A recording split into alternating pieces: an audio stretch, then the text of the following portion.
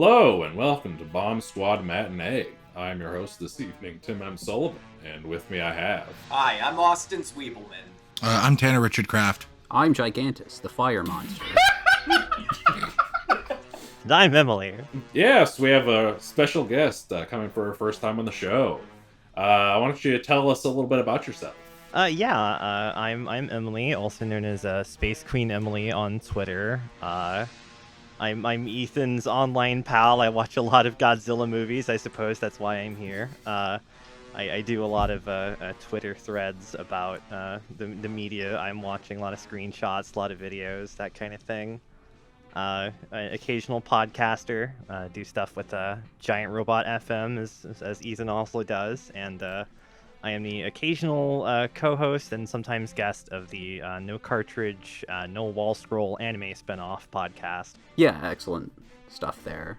They are talking about Tenchi Muyo. They talked about the first slate of Tenchi Muyo OVAs not too long ago. Those are really good recordings, and apparently they're going to be talking about the Tenchi Muyo Mihoshi special and it's Magical Girl S, or is it the Pretty Girl Sammy? I can't remember. Magical Girl Pretty Sammy is the OVA. Yeah, the OVA series for that, which I'm very much looking forward to. Good yeah, stuff. We're recording that later this week, so that'll be fun. Look forward to that. Nice. All right. So, today we are going to be talking about the recent Godzilla film, Godzilla Minus One. Just a little bit of introductory info on this. This is the 33rd Godzilla film from Toho, the 37th Godzilla film in all. And it was written and directed by Takashi Yamazaki. I'm not super familiar with his directing work, but I've seen one movie he's done, which was Lupin the Third, the First, which is a fucking banger movie. Absolutely check that shit out. Co-signed.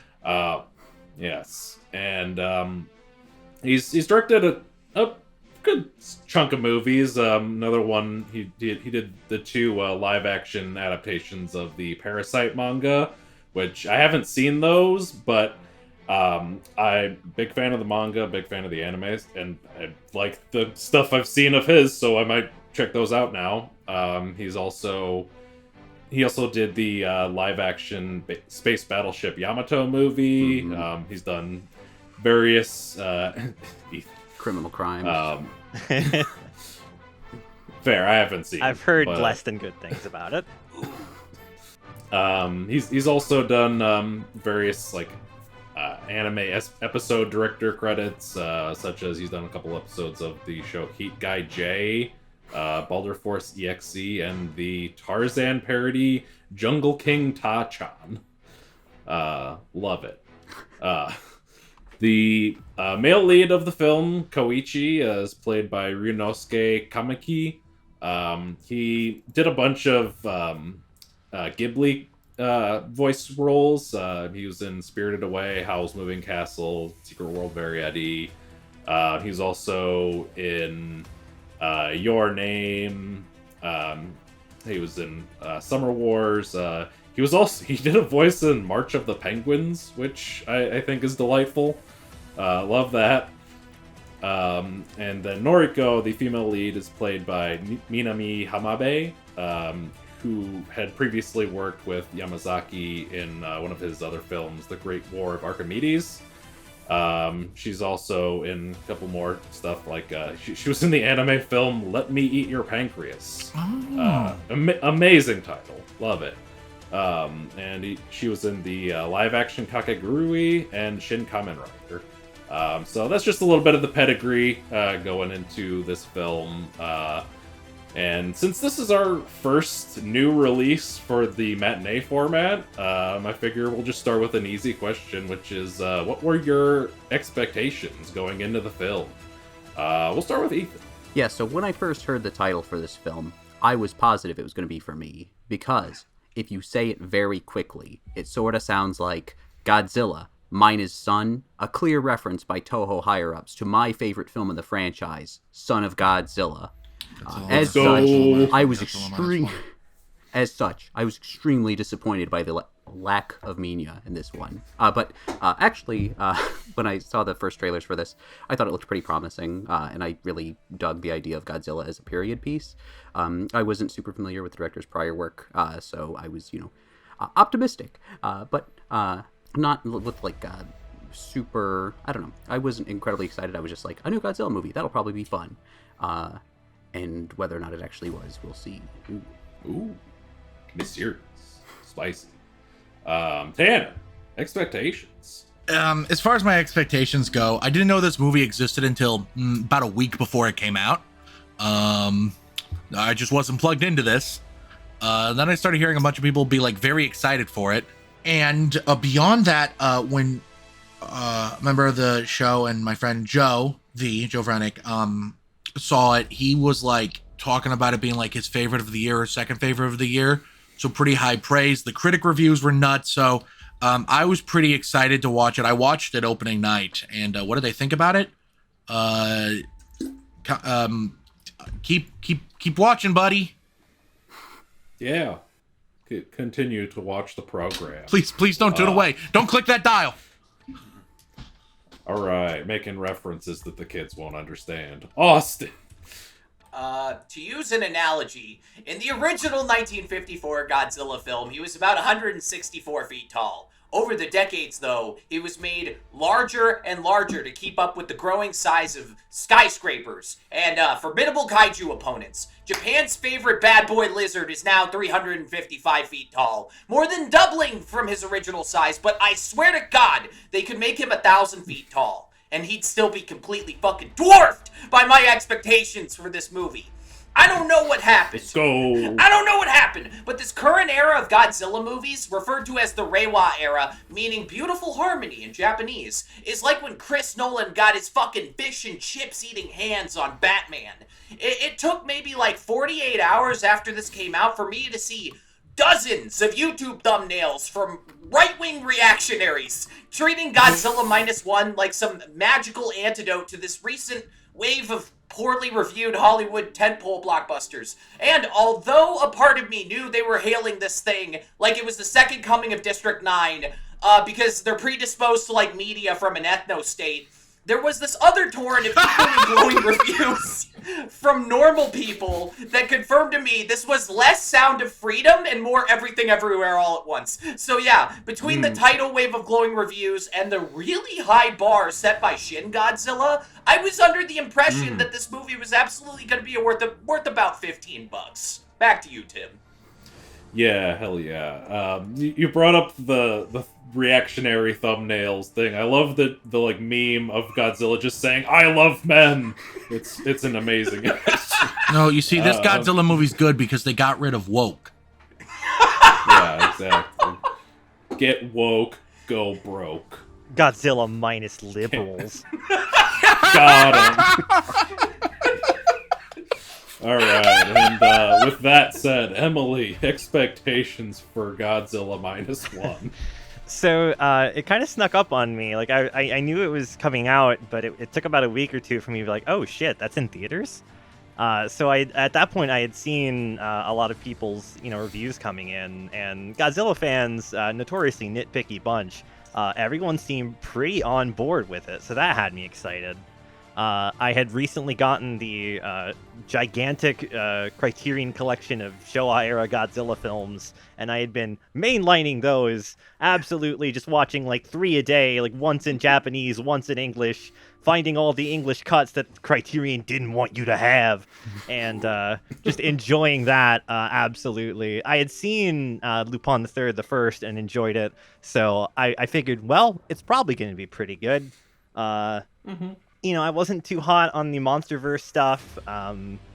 I thought Shin Godzilla was good, but it wasn't particularly my kind of good. So I was just like, you know what? I'm looking forward to this. I'll enjoy this. And will I? Did I? We'll see. Ooh. All right, yeah.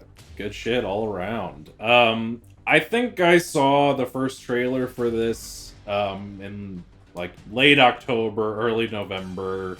And like I remember thinking, this looks pretty good. I'm definitely looking forward to it. And I bought tickets for me and my fiance to go see it opening night, November 30th. And guess what happened that day? Ah, I tested positive for COVID. Fuck! Shit sucks for real. Not good. So yeah, not good, not ideal. Had to cancel those tickets and go like a week later. Which, I mean, I was still excited for it, but I'm just like, fuck. I wanted to see it opening night. This sucks. Instead, I'm dying in my apartment. But yeah, expectations were pretty good. I definitely thought this looked like a solid follow-up to Shin Godzilla, which was definitely my favorite Godzilla movie, at least up to that point. How did I feel about this one, though? Godzilla Minus One. We're going to get to that, but first, we're going to get to everybody else's thoughts, and we are going to start with Austin. So, Shin Godzilla, in my opinion, is the best movie about a huge monster that's ever been made, and it's not even close. I think Shin Godzilla is a masterpiece. Not since maybe The Social Network back in 2010 has a narrative feature made me feel so intellectually engaged. And even though Shin Godzilla is a non-stop bombardment of thought-provoking dialogue, it has a few sequences that give you that classic Godzilla gut punch, where you see this incomprehensible destruction that's supposed to parallel the 2011 Tohoku earthquake and tsunami. Rest in peace. Flash forward 3 years. Takashi Yamazaki gets approached to do the next Godzilla movie after his success with the recent film, The Great War of Archimedes. He was tasked with making a follow-up to a Godzilla movie that won Best Picture at the Japanese Academy Awards. A box office smash, co-authored by the dude who did fucking Evangelion. So how does Yamazaki even proceed, you might ask? And the answer was less logos, more pathos. More heart, less brain. But in miraculous kind of fashion, it's a direct rebalance of the stats. Minus One is exactly as emotionally resonant as Shin Godzilla was intellectually provocative. They're two sides of the same coin, in the added respect that they're both equally valuable. One particularly good piece of, like, distinctly Japanese emotional storytelling is the main character's status as a disgraced kamikaze pilot. He feels like he's in permanent debt to the citizens of post-war Japan and the mechanics of Odo Island, because he did not sacrifice himself when staring down the jaws of certain defeat. Watching him shamefully survive situations where his death would have been meaningless, so he can properly risk it for the biscuit in a moment where his heroics actually mattered, is very satisfying. And the community grows to embrace him as each passing day goes by, proving that his life has meaning and the world is better with him around. Not every country is forced to, like, invent a positive ideological outlook to contrast with their previous, like, right-wing wartime mentality, but Japan felt up to the task, and they're depicting a future where instead of, like, fighting honorably to the death, you fight carefully to protect life on the grounds that it's precious. In closing, it really is amazing somebody drafted a story that hits the same highs as Shin Godzilla, just focusing on, like, producing a different type of primary stimulation. Ever since I left the theater, I've been wondering if this is like a yin-yang sort of situation, or if it's more of a rock-paper-scissors thing. Could there be a third perfect Godzilla movie hiding behind some, like, far-ahead rock on the fourth-dimensional road of time? Perhaps. But for now, the Reiwa era can stand tall, having only merely won the small prize. That is our collective hearts and minds. Back to you, Tim. Hell yeah, love it. All right, Ethan, thoughts on the film? Yeah, I think Godzilla Minus One is a remarkable return to form for Godzilla films writ large. Revisiting Shin recently, I think it's a novelty in that I think it keeps a really strong pace throughout, even if its ending is a bit lacking. I don't know, especially watching it recently, it felt a bit hollow, like a chocolate Easter bunny that you bite into and it just kind of crumples on the inside. Like there's a lot of talk and it's very dense, but it's dense with a lot of kind of meaningless conversation that still kind of carries you through. It's still good, I think, is the thing, is it carries you through and it keeps you engaged, but there's a certain coldness that kind of alienates me from it.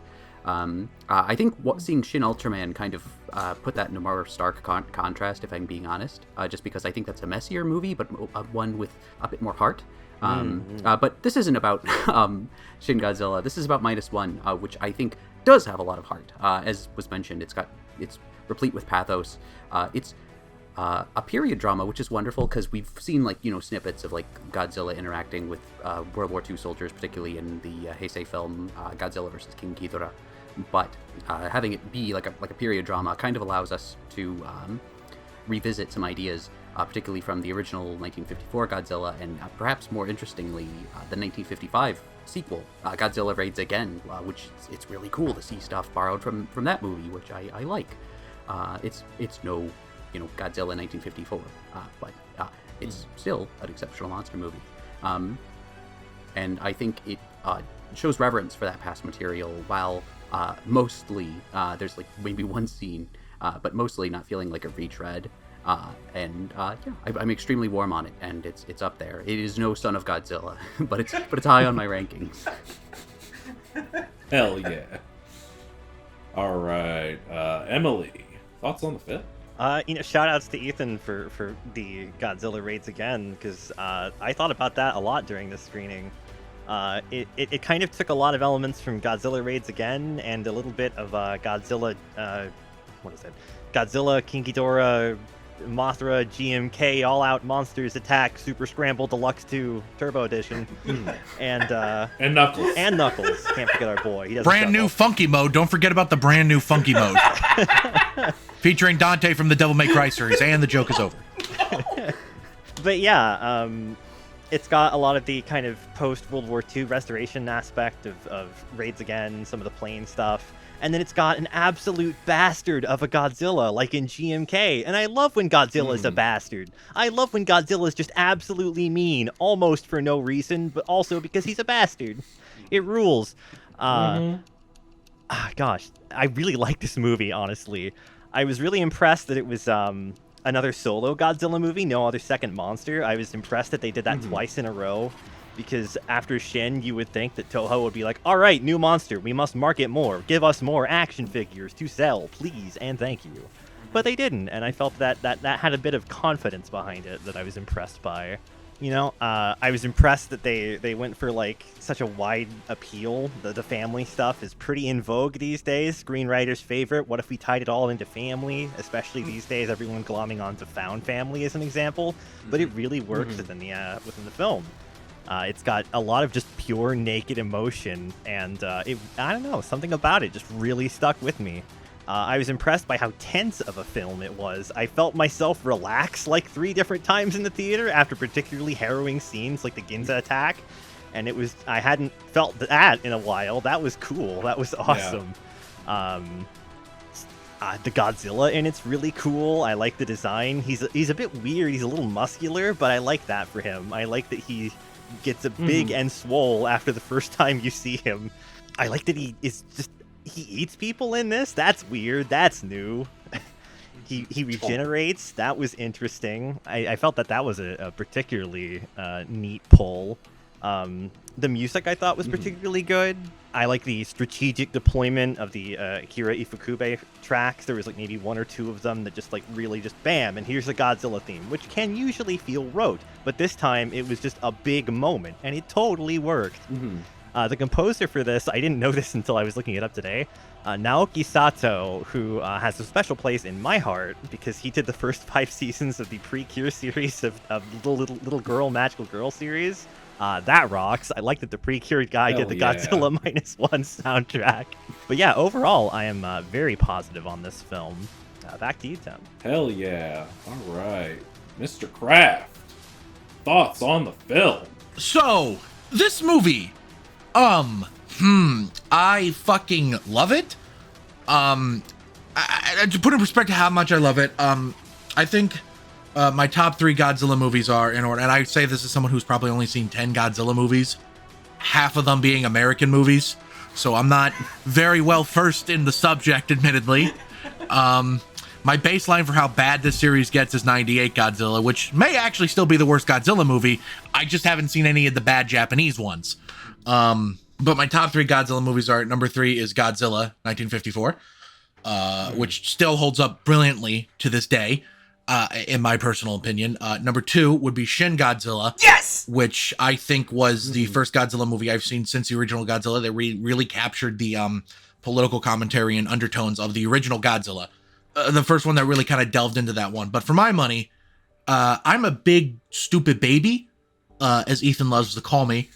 Big stupid baby man. Sorry, forgot man. And Affectionate. My favorite robot affectionately, master. what did you say? My favorite robot.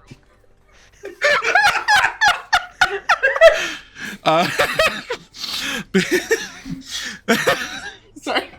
Big stupid baby man.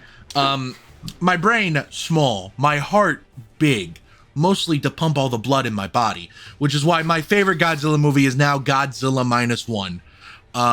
It's pretty much a perfect blockbuster. Definitely my favorite, like, proper blockbuster to come out this year. And in a year with other movies, quite also other blockbusters about found family in a sense, like Guardians of the Galaxy Volume 3 or the Dungeons and Dragons movie, that were also brilliant blockbusters. This one to be like my number one, I think says a lot about it, because I think this is a good year for blockbuster movies. And Minus One was definitely the most brilliant of it. And I think the beauty of it, quite frankly, is its simplicity. It's, on the surface, not a super complicated story. World War II vet goes home, shunned by everyone, accidentally his way into basically a wife and child. Love how that happens. I just need to bring up how fucking hilarious that you go home, shunned by everyone, and then you accidentally your way into wife and child. Good bit. Yeah. Riz is off the charts.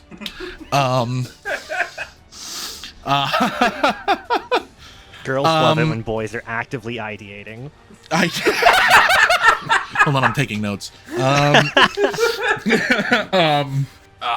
The character work here is really brilliant.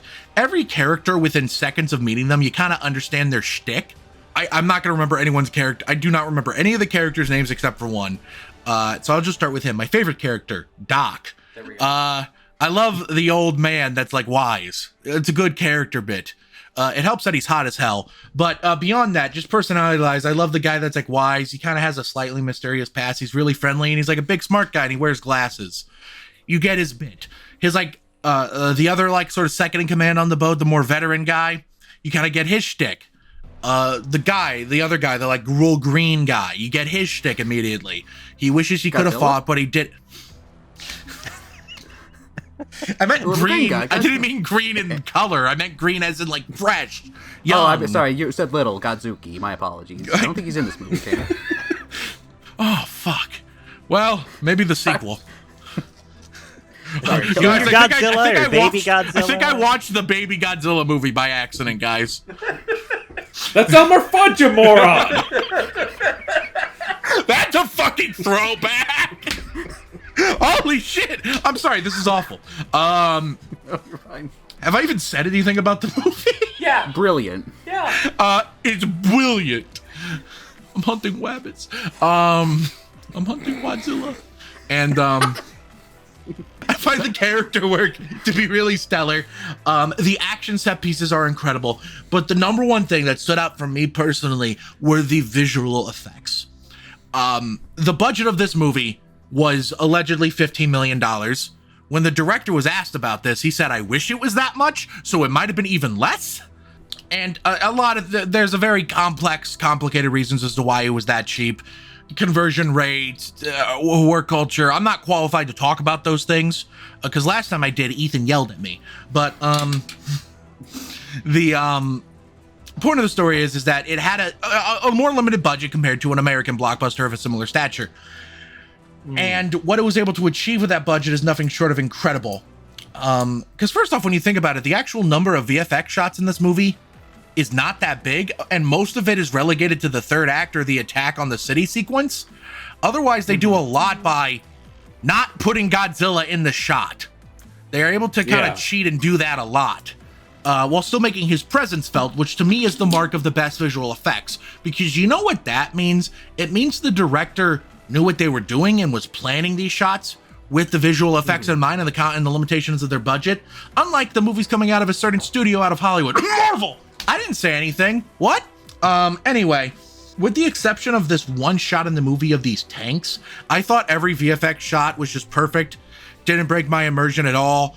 Perfectly served the story, and the tanks literally looked like miniature toys.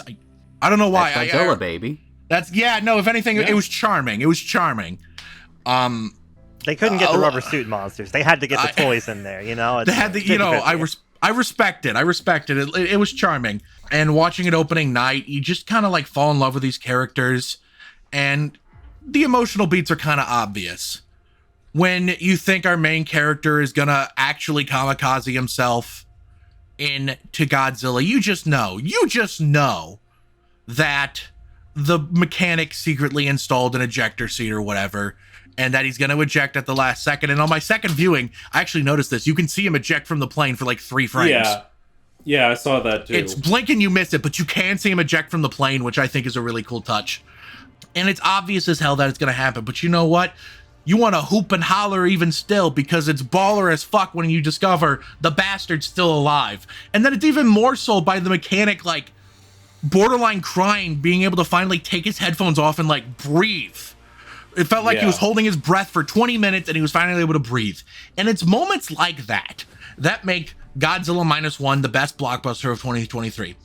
Even the more weird things, like, I'm gonna be honest, in a lesser movie, I might have had some complaints about the love interest somehow fucking surviving that shit.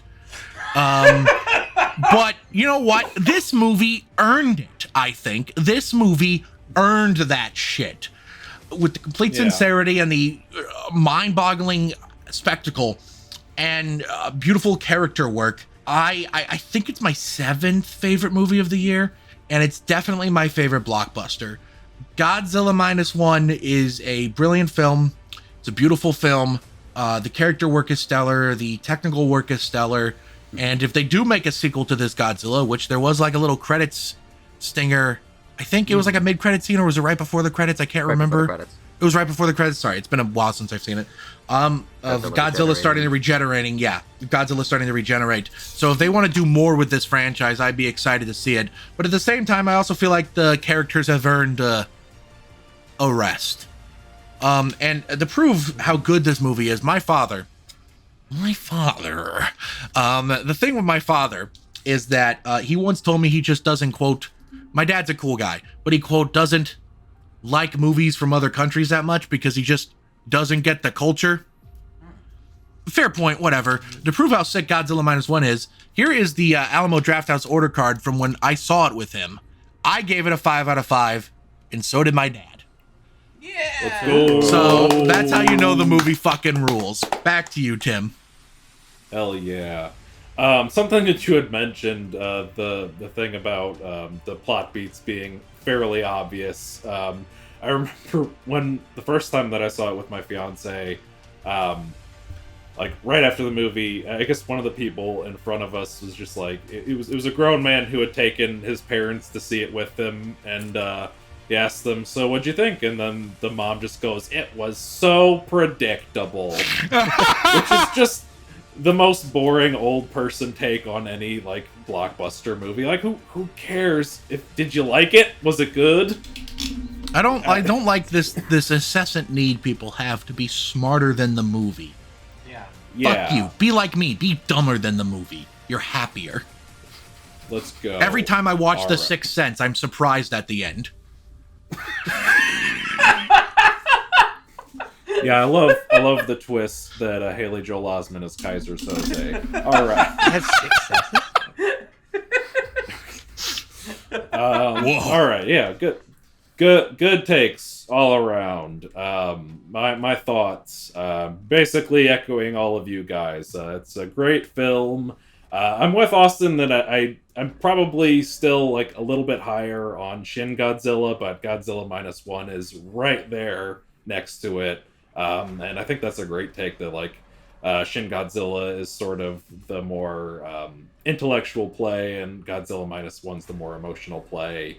And like, for me, I think that nothing will ever like quite touch the highs of that atomic breath scene in Shin Godzilla. But like this has so much going for it just throughout. Like I think it like the approach to the atomic breath in this is also great. Like it makes it very much look like the bomb, which I think is a great touch. Yeah, I had that in my notes too. That was so good. That was such an inspired choice. Yeah, I thought that was great. I think something that Tanner kind of touched on too was I like the way that the CGI for Godzilla looks in this. I think it's the best he's looked in CGI. There's just this sort of like naturalistic quality to it where I think in the like legendary Monsterverse movies they make him too polished. They put like too much money into it and it looks too CGI, where with this there was just something about the movements that felt very natural, and I liked that a lot. Sometimes less is more, and I think that this movie is definitely an example of that.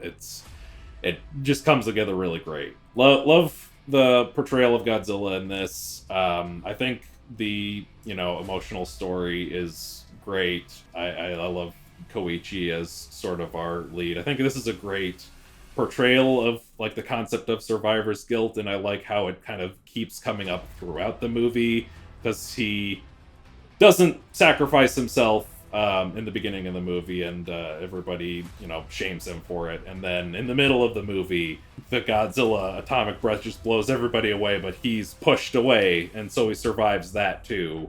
And then at the end he has this moment where he can sacrifice himself, but he chooses to live, and I think that that's great. I think that was like the great approach to this particular story idea, and it kind of gotta put $1 in the Star Wars jar, but it touches on something that The Last Jedi kind of touched on, which is that you don't have to sacrifice yourself to make yourself noble to the cause. You can accomplish your mission and live for the people you love, and I think that's a great message for the film. Just a lot to love about this, and we're gonna talk a little bit more about this film in general discussion after a quick ad break. Hello and welcome back. Now we got another ad for you. MoviePalette.com. It's a website where you can buy palettes containing thin lines to demonstrate the dominant colors of each frame of a movie. I got one up there for the film Mandy. Tanner's got one for Punch Drunk Love. You could get one for whatever movie you want to get. You could get probably the original Godzilla, just a lot of black and white lines. You could probably get one for Shin Godzilla. You could get any Godzilla movie you want, even if they don't have it. You can get it custom made. I don't know if you can do Godzilla Minus One just yet, but once that comes to video, you can get that one. Just go to MoviePalette.com and use the promo code SQUAD15 to get 15% off your order. Alright, and we're back. Let's get into some general discussion. Did anyone, now maybe this is just me because again, I didn't watch the trailers, but did anyone, when Godzilla rolls up in the first 5 minutes of the movie, did anyone think he was going to be that small the whole time? Because I briefly did think he was going to be. No, I didn't. Yeah, no. Okay, I'll leave. After Shin Godzilla, I was ready for him to evolve and get bigger. Well, I was just I imagine this movie in my head of this small battalion of Japanese World War II soldiers doing trench warfare against a tiny Godzilla. And I imagine this whole movie in my mind, and then 10, 15 minutes later, the movie's no, 5 minutes later, because basically the whole fucking battalion dies. I mean, that would have been cool, Steve Jobs. We took the Godzilla you love and made it smaller. Imagine they reverse the trend and just take a small Godzilla. It's like the reveal of the iPhone where it's an iPod, it's a web browser, it's a breakthrough communication device, it's a god, it's a zill, it's an it's a god, it's a zill, it's an are you getting it? Yeah. iZilla Nano 2. iZilla Nano 2 coming now to the CW. It's a metaphor for nuclear warfare. It's a metaphor for survival's guilt. It's a metaphor for earthquakes. It's a metaphor Earthquakes. for COVID this time around. This screenplay was written over the course of 3 years, and elements of the government didn't respond good enough to COVID were incorporated into the script. That's why the citizens have to solve the problem, because it's up to the collective to fix COVID. Yeah.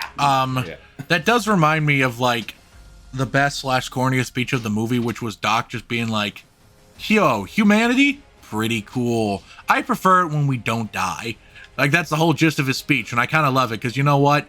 After that speech, I was ready to run through a brick wall. There we go. Mostly to get to Doc so I can hug him and kiss him and stuff. Yeah. Who knew Doc was such a bigwig? Yeah, I love that bit. Yeah, that was because, great. like, for me personally, the most predictable thing in the world was that he designed weapons for the military or something. Just one look at him, and I'm like, that guy like designed a nuclear sub. Like, just one look at him, and immediately I'm like, I know what you are. I'm surprised. that dog, except it's looking at people that make weapons. I know what you are. I'm surprised they didn't make him responsible for Godzilla. Like, you get the scene from, like, Pixels, where the guy's going out to hug Pac-Man, but it's Doc just trying to hug Godzilla. It's like, my boy, you've gotten so big! I'm surprised they didn't pin that on him. Speaking of small things, the $15 million budget. Okay. So, because this thing cost only $15 million, this movie officially cost $10 million less than Anybody But You, the rom-com they just released with Glenn Powell and Sydney Sweeney. Godzilla I gave both of these movies 5 stars. 15 million. God damn it. To be fair, the extra 10 million was purely to get Glenn Powell's abs in frame. $10 million abs. We can rebuild him. We have the technology. What is it? Shin Godzilla reportedly, according to Hideki Anno, costs like fucking $10 million. The thing that makes me suspicious about the 15 million figure is how much water there is in this movie. Like, look at the most expensive movies of all time. Titanic, Avatar 2, Waterworld. Water is computationally taxing. Working on real water is fucking hard. Like, the fact there's that much flip simulation, fluid implicit particle sims. This did not cost 15 million if you were paying everybody normal rates. For the longest time, I'm pretty sure one of the Pirates of the Caribbean movies was the most expensive movie ever made. Mostly because it costs a lot to film on a boat, basically. I think it has a lot to do with proper waterproofing of the equipment. And I love Evan Almighty. I'm gonna shoot myself. Honestly, dude, I think it was the most expensive for a long time, and then there was this British article that came out that was like, surprise, the budget for Star Wars The Force Awakens was $800 million. Like, if you look something stupid. Yeah, it sucks. If you look at the Wikipedia article, it's just like, Star Wars 7, baby, most expensive. It does not look good enough to hold that fucking title. I'm pretty sure the actual most expensive movie ever made has to be Avatar 2. Just because the R&D costs associated with developing the technology. Right. Oh, yeah. When you were talking about, Tanner, you were talking about how the director, like, planned the VFX, kind of a Denis Villeneuve in Dune, kind of, like, actually planned it ahead of time, unlike Marvel. The director on this was also the VFX soup. This is one of the rare occasions. I noticed that. Yeah! He's the top VFX guy, too. I wonder, a part of me thinks maybe they did get this miraculous budget to work. Just because I haven't heard of that happening very frequently. This is a VFX guy making the movie. Like, maybe that was it's the kind of secret like, sauce. Remember how the first Deadpool movie only cost like $50 or $60 million? Partially because, from what I understand, the director of the movie owned the VFX studio that was doing the VFX. God damn. It might be kind of like that. Yeah, discussing Yamazaki some more too is that he does have a pretty extensive career in directing, but also doing VFX for his own features. He's done a lot of work and like wholly animated films, the CGI Doraemon films, and Lupin the First, obviously. But the Dragon Quest Your Story film, which I hear everyone likes until like the last 5 minutes. But also, it's worth noting this isn't his first experience with Godzilla. He's done done a ride film for this, and a cameo of Godzilla prominently features in the 2007 film Always, Sunset on 3rd Street 2, where he looks pretty darn good for what is ostensibly, a glorified cameo of the big man in all of his computer-generated glory. And I think that definitely shows... particularly, you were discussing earlier how good Godzilla moves here. I think part of that is in the legendary films, there's a sense of trying to give him like character acting, Here they're trying to animate him more sort of animalistically. He's just sort of trudging forward, but they're very good at giving him a very, very measured pace. And I just think it works a lot better, having him be a bit more animalistic as opposed to, I guess, it's rare to see as well. They try to really make him a force of nature instead of, framing him like he's a character. Yeah. He's a big reptilian superhero. Yeah, there we go. There is one particular shot in the movie, near maybe like the 40% mark, when they first see Godzilla in the little boat, and then they're trying to run. Jaws scene. They're trying to run away from the Godzilla in the little boat, and there's this shot of Godzilla just swimming behind him, and it's almost hypnotic the way Godzilla is just sort of like slowly swimming towards them. Like he didn't even have to do all that. He was ready to kill some fucking people. Like it was so like hypnotic. you guys specifically.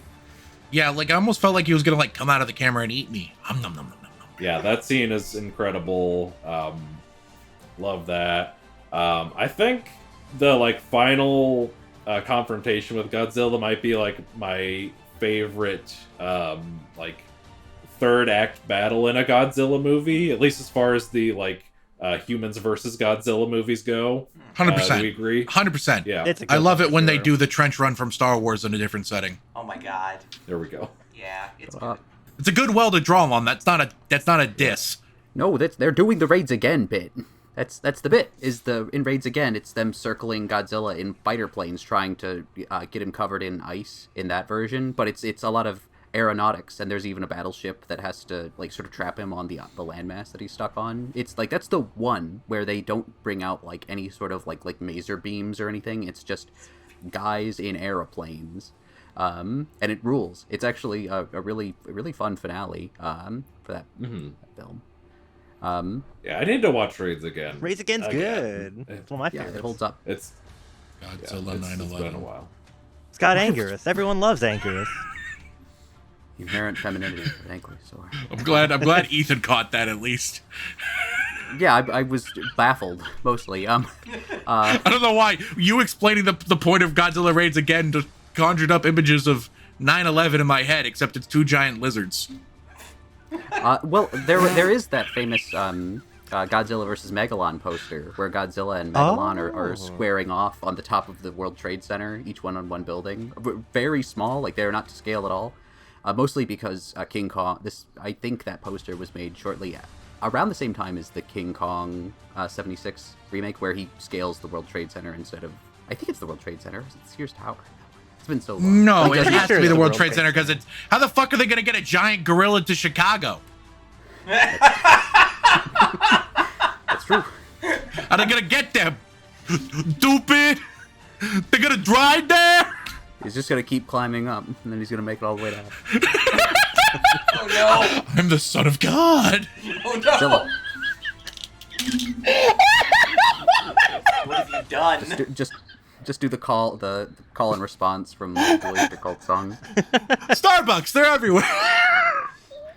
This is- Mothra flows away. The whole movie's gag is Jesus Zilla, son of Godzilla. Oh my God, I love Cheezilla. The other thing that jumped to mind in terms of how this is kind of calling back to other movies is that the final confrontation of Godzilla in a body of water and the need to ram something down its throat is very very GMK. Giant Monsters All Out Attack. Giant Monsters All Out Attack is also the one that does the like mushroom cloud for his first atomic breath. It's not quite so pointed as it is in this one, but also GMK has the same ending stinger. Maybe it's his heart beating, but he's still there. It's just worth noting because the director mentioned that like the three big beyond Jaws, the three big like Godzilla influences for this movie are the original one, Shin, and GMK in particular. Yeah. Can we what to you guys was like the image from this movie that stuck with you the most? Because for me, it's the shot of the main character after he realizes he's the only guy that survived, and he's just on his knees crying, screaming with the black rain falling on him. That to me is the image that has stuck with me the most. Yeah. That's definitely, at least out of the human stuff, that and the Jaws scene. Yeah, those are two definitely the most. What about Ethan and Emily? What about you two? More or less the same. I like it just a little bit earlier, just to pull back to the destruction of the Ginza attack. Yeah. That the scale of that really puts it into perspective. Yeah. I like when they inflate the raft, like on land though, when they're just doing the test thing, because it kind of reminds me of that bit in, I think, Spy Kids 2, where they're being dropped off at the island and they have those inflatables that like blow up and they look like giant burgers for some reason. This is a very, very specific reference. You know what they needed to beat Godzilla in that movie? They needed the giant robot that Sylvester Stallone characters pilots at the climax of Spy Kids 3. Yeah, that thing could have beat the shit out of Godzilla. I believe it. Do you think Godzilla lives in heaven in fear of what he created? Because he too lives in fear of what he's created. Steve Buscemi Godzilla. Hear me out. the hell- Put him in the why rubber don't they put- suit. They put him in Spirits Within. Why don't they put him in a Godzilla movie? Steve Buscemi does in a Japanese Godzilla movie specifically. It should be like a bunch of, obviously people from Japan, Japanese actors, and then Steve Buscemi's there. Even better, playing himself. Yeah, after Steve Godzilla, Buscemi is just in the midst of this. after Godzilla blows up the city, he's there in a firefighter uniform. And we're back to 9/11, everybody. Good work. Good Oh, work. boy. The weeks without a 9/11 reference counter has been set to -1. Minus one. I love that you all immediately jumped on this is the better joke, and I'm proud of all of you. I do want to comment. I keep wanting to call this movie -0 because I think I'm always going to Godzilla versus Monster Zero. I don't know why. I just something about the way my brain works. I do like that they're calling the black and white version Godzilla -1 minus color. That's good. I enjoy that. Yeah, That's a good bit. the black and white version title is very funny. I think the first one they did that with was Shin, too. Back when that was kind of like a fad in 2016, because they did like Fury Road that had the Logan did that too. Yeah, and Justice League, justice is great. Yeah, but Zack Snyder jumped on that trend like 4 years too late. Yeah. Well, I mean, now they're We live now in Yamazaki's jumping on it too late. Emily, you talked about that shot of like pulling back to see the scale of the destruction of the movie. I think what I appreciate about the destruction of this movie is how it, and maybe it's because we start the movie with a destroyed Tokyo that rebuilds itself, how recoverable the damage from these movies feel. One of my more weirder nitpicks of the American Godzilla movies, when I watch them, is I look at the destruction that they do to the cities in those movies and I just go, there's no fixing this. It's over. Yeah. San Francisco is no more. You don't recover from this. What we see in this movie, to me at least, felt like, and again, it could have to do with the fact that Tokyo was literally firebombed to hell and back.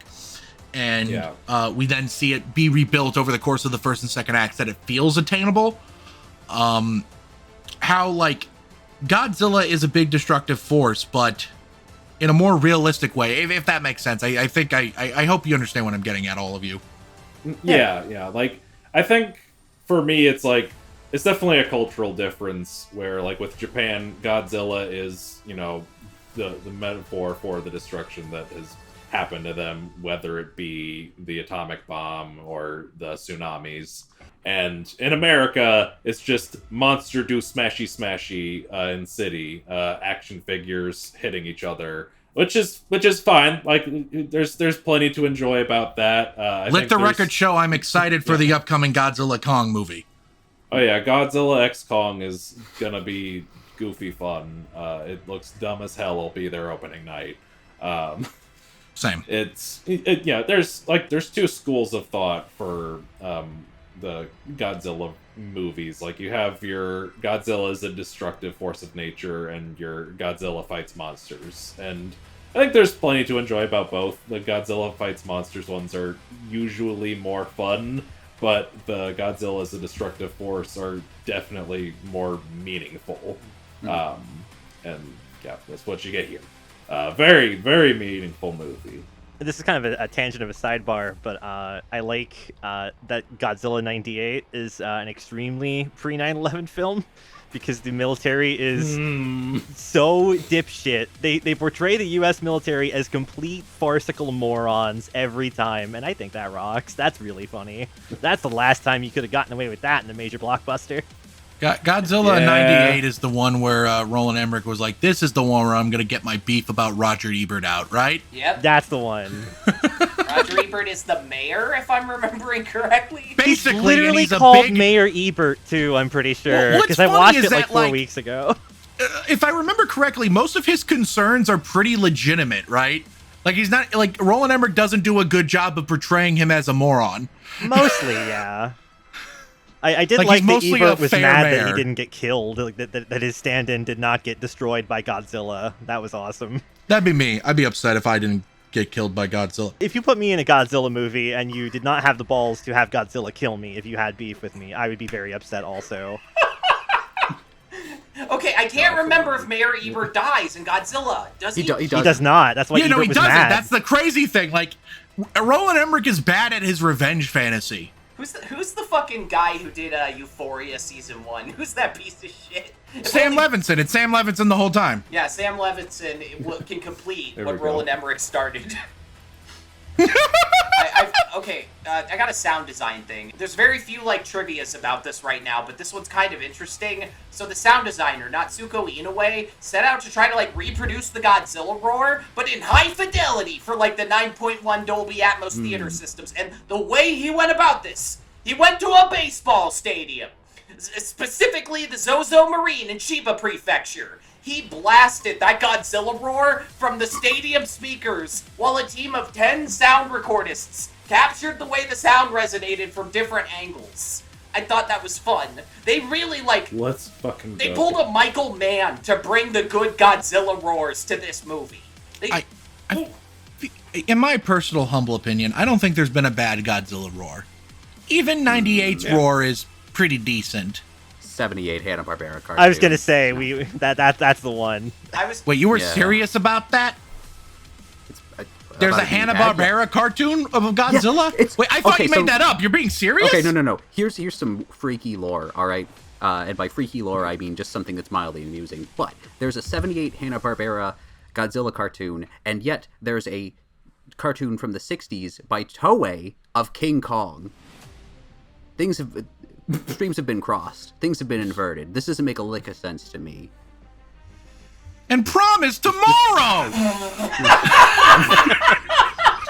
I would highly love Akira. recommend whatever like Godzilla fan wiki there is out there. There's like a list of like all the like different versions of Godzilla roars, and if you go there and you listen to the Hanna-Barbera cartoon, among all these like iconic what is it, the violin slowly edited with the leather glove, the Hanna-Barbera cartoon is just a guy going roar, and it kicks ass. It's so good. I want that job. I want to be the Hanna-Barbera Godzilla roar guy. fuck yeah. My roar's gonna be like, "Rah." Right? I think Godzilla should slay a little bit. You know what I mean? Should get a little fantabulous with it. Tanner's Godzilla as Scaly. My Godzilla is gay. Yeah. Yeah. Hashtag not my Godzilla. Even. I want Godzilla to walk around criticizing my fashion sense. Being really Yeah, why catty do- about it. Why did Snagglepuss never meet Godzilla? It doesn't make any sense. Do you guys think they would explore each other's bodies? Find out in Godzilla Kong New Empire. Let's go! Godzilla X Kong, my favorite tag. on Godzilla AO3. X Kong X Snuffleupagus. Snagglepuss. Wait, so sorry. What's his name? Fuck. Snagglepuss. Sorry, Snagglepuss. Yeah, don't get it wrong. Snuffleupagus. So We're Godzilla Snagglepuss. X Kong X Snagglepuss X fuck it, Elmo. Featuring Dante from the Devil May Cry series. Brand new funky mode. Rated AO. And Knuckles. There was a scene early in the movie, like after he's like sort of doing his like mind sweeping job, where like they're all meeting up at his house and having drinks, and he reveals that Noriko and he aren't married, and that the child is just sort of one that they found and are taken care of, and she just goes, "Oto-san," or "Oto-chan." And my fiance made a noise that she makes whenever something is unbearably cute. She just goes, Oh. it's so good. I saw someone somewhere get upset that the child actor in this was like not very good, and it's like, is she She's like two? two. What the fuck do you want? Yeah. She's like a toddler, great right? Yeah. She's great for, this is probably her first movie, right? She's just old enough to take direction. Like, what the fuck do you want from her?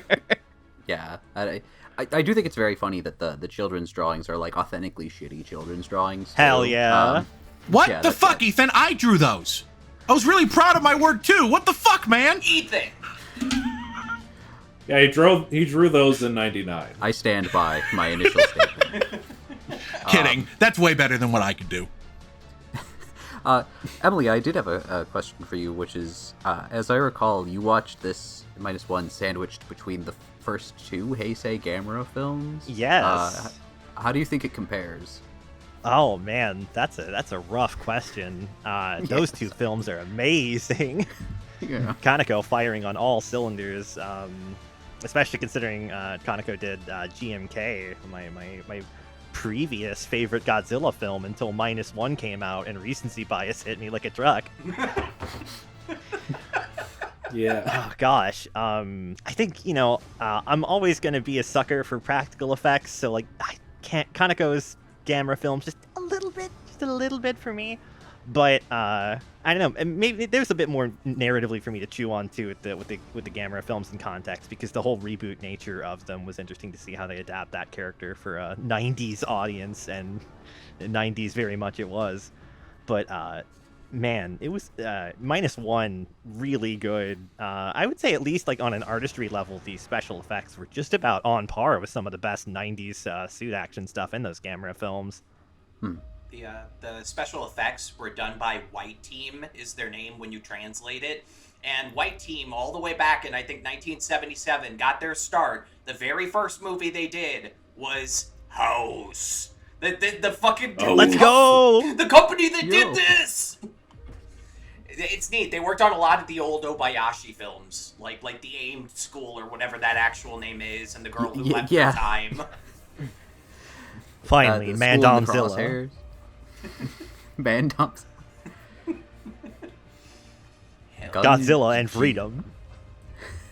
Just because it was in my brain while I was watching it, is that the plane at the very end, the J7W Shinden, is a pusher configuration plane where propulsion is in the back. This avoids issues with the propeller getting in the way of the guns, most prominently. The General Atomics MQ-9 Reaper drone is an example of this type of configuration of plane. And I had this on my mind the entire time. I saw that it was one of those specifically because of the Turn A Gundam Episode 2 coverage, the Giant Robot FM guys, because Thal mentioned that.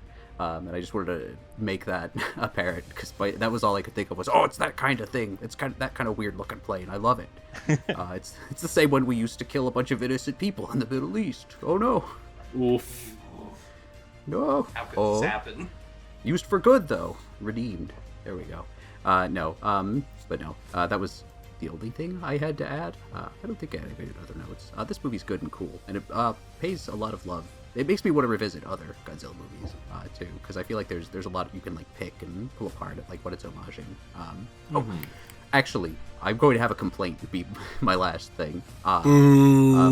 Yeah, sorry. The one, like, I think the reverence, and this is mostly, like, really tactful and good. The only thing what I was like, that's a bit, maybe a bit much, was when they homage the reporter on the building, the reporter on the tower in 74, or in 54, rather.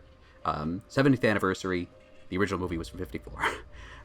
But yeah, the reporter on the tower, I thought was like, everything else here is good, but this one's just a bit too on the nose, I think. Fair enough. I kind of you know what? That actually reminds me. My dad actually chuckled and I think said to himself, "Why he up there?" when he saw that scene. I'm imagining Donnie saying that. He's a very soft-spoken man. Why he up there? I mean, I think he said it more like, "Why is he up there?" But like, all I heard was, "Why he up there?" Just my father. My father is a very shy, very quiet man. Who I never hear talk at movies, so to just hear him go, "Why he up there?" Fucking hilarious. Let's go into final thoughts. We'll start with Emily. Like I said, recency bias hit me like a truck. This is my new favorite Godzilla movie as I exited the theater. Who knows if it'll stay that way, but boy, did I really like it. I can't wait till it comes out in home video. Let's hope it gets a better release than Cleopatra's disastrous Shin Ultraman and Funimation's less than stellar Shin Godzilla. I'm a cheap date as far as Godzilla movies are concerned. I am pretty easily entertained by them. Even the worst ones tend to have their merits as far as I'm concerned.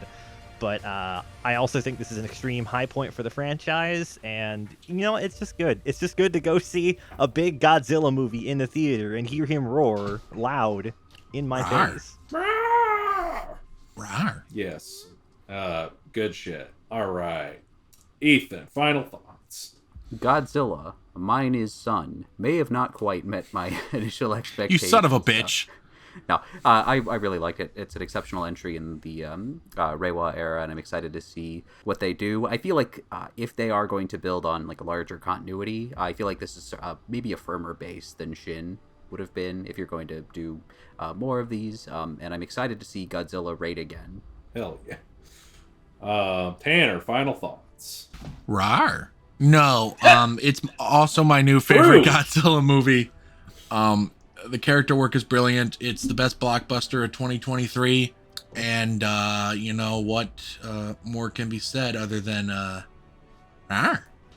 True. Gayzilla! Skryonk. Skryonk! I just came up with Gayzilla. Sorry, I needed to make sure that made the cut. There we go. Truly. All right. Original character, do not steal. Essentially. My Gayzilla OC the is just Hedgehog. Godzilla, but he has a rainbow-like pin. His spines light just up like gotta- RGB computer stuff. Gayzilla's not even Godzilla- gay. He's just an ally. He's just Godzilla did canonically say trans rights. That's true. We all heard him. All right. Yeah. All right, Austin, final thoughts. Thank you, Ray Bradbury, for giving us this What? unexpected masterpiece. Godzilla Minus One is a huge win for the people of Waukegan, Illinois. Back to you, Tim. Good luck. What? That's such a deep cut. I don't get it. You'll understand when you're older. I'm never saying that again. He just can't fathom the roots of this bin. Tanner minus iconic joke. What? Am I stupid? All right. Need somebody to light the way for Insert quantum leap scene here. All right. Good thoughts all around. My final thoughts. Yeah. It's a good movie. Godzilla Minus One is easily one of the best Godzilla movies ever made. It's a rich movie with character work. I think it's such a perfect Godzilla movie to come out, particularly in the year of Oppenheimer. Like, I was talking about, how the original Godzilla and Oppenheimer would be a great double feature pairing, and I think this kind of goes into that even better. It really shows the Japanese side of the war, and it's just such a great film to end the year with. It's great. It's a great Godzilla movie. Check it out. And that is gonna do it for this episode of the show. Thank you, Emily, for coming on to the show. Would you like to plug anything? Sure. Once again, I'm Space Queen Emily. That's at Space Queen Emily on Twitter. If you want to hear me on more podcast stuff, I have several appearances on Giant Robo FM, where I talk about things like Big O. I was on a Gundam Witch from Mercury retrospective. There's a really great episode we did on Blue Blazes that touches a little bit on Shin Kamen Rider, if you want to hear a little bit more Hideaki Anno talk. And I am also the occasional co-host of the No Cartridge podcast No Wall Scroll spinoff, where I have been taking Trevor through a bunch of forgotten 80s and 90s anime OVAs, really just getting into the nitty-gritty of absolute nonsense like Tenchi Muyo, which we are recording a new episode on later this week, fingers crossed. So look forward to that coming out soon. Hell yeah. Go check all that out. Thanks once again for coming on the show. You're great. Thanks for having me. Yeah, for sure. And thank you, the viewer/listener, for tuning in.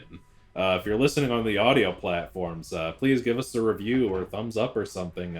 These are actually going up on the audio platforms. We figured it out.